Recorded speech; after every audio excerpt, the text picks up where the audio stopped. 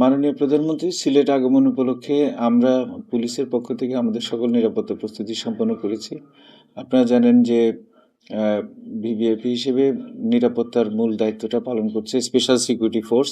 সহযোগী সংগঠন হিসেবে অন্যান্য আ আ বাহিনী, পিজিআর, পুলিশ এবং অন্যান্য আইন প্রয়োগকারী সংস্থা আছে। আমরা আমাদের প্রস্তুতিটা আমরা ইতিমধ্যে সম্পন্ন করেছি এবং আমরা আশা করি যে অ্যা আমরা নির্বিঘ্নে এই প্রোগ্রামটা শেষ করতে পারবো। এখানে নিরাপত্তাজনিত কোনো আশঙ্কা নেই।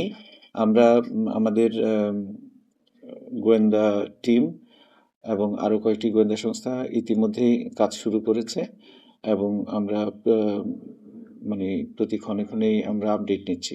এই পুরা এপ্রিল মাস জুড়ে আমাদের পুলিশি তৎপরতা, কার্যক্রম এবং আমাদের অভিযান অব্যাহত ছিল। এই ১ মাসে প্রায় ৮০ জনের উপরে ছিনতাইকারী আমরা গ্রেফতার করেছি।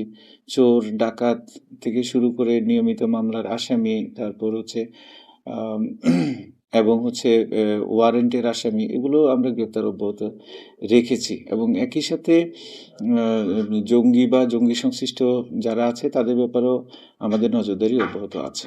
এই ধরনের আশঙ্কা আমরা করছি না। আমরা মোটামুটি এখন পর্যন্ত যতটুকু আমরা জেনেছি বা আমাদের কাছে যতটুকু তথ্য আছে, আমরা সর্বোচ্চ সজাগ এবং সতর্ক অবস্থায় আছি। এই ধরনের সম্ভাবনা নেই।